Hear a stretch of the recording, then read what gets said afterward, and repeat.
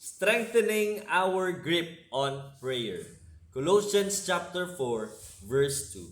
The word of the Lord says, "Devote yourselves to prayer, being watchful and thankful."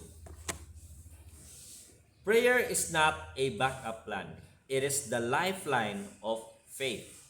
When everything is shaking, tighten your grip on the one who never lets go. Mga igsoon, in a world that glorifies action and quick solutions, prayer often feels like a last resort. But Apostle Paul reminds us to devote ourselves to prayer. The word devote means to hold on tightly, consistently, and intentionally. Because real strength in life doesn't come from striving, it comes from staying connected to God in prayer. Now, in Colossians chapter 4 verse 2, Apostle Paul was writing to the believers under pressure. The early church was facing trials, both external persecution and internal doubts. And what does Apostle Paul says? Devote yourselves to prayer. Not to try to pray when you have time, not to say a quick prayer before meals, but to hold on. Don't let go. Keep praying. We live in a generation of instant results and visible outcomes, but prayer is often unseen, quiet, and slow to reveal its fruit. And so we treat prayer like a vending machine. Insert the request and expect a quick answer. But prayer is not transactional. It is relational. It doesn't just change things. It changes you. It changes us. The moment we stop praying is the moment we start trying to carry everything on our own strength. And that's when we break. So today, there are three ways to strengthen our grip on prayer from Colossians chapter 4, verse 2. First, pray persistently. To devote means to continue steadfastly, to remain faithful even when we don't feel it. Prayer is not a one-time push, it's a daily grip on God's hand.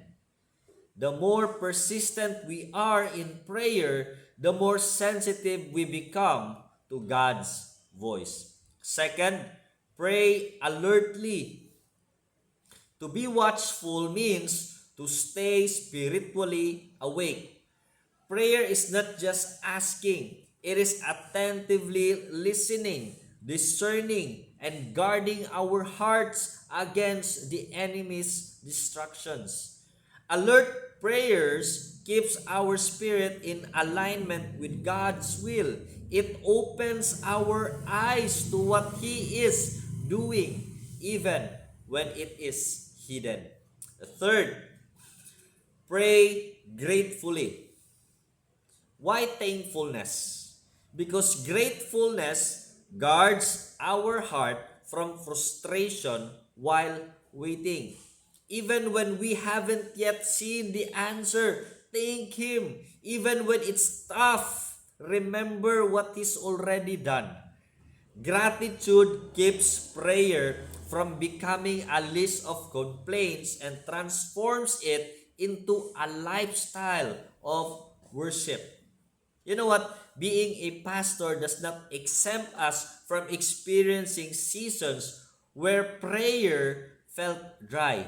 There were times when I don't know what to say. There are days when I prayed but felt unheard. There were moments I almost gave up praying.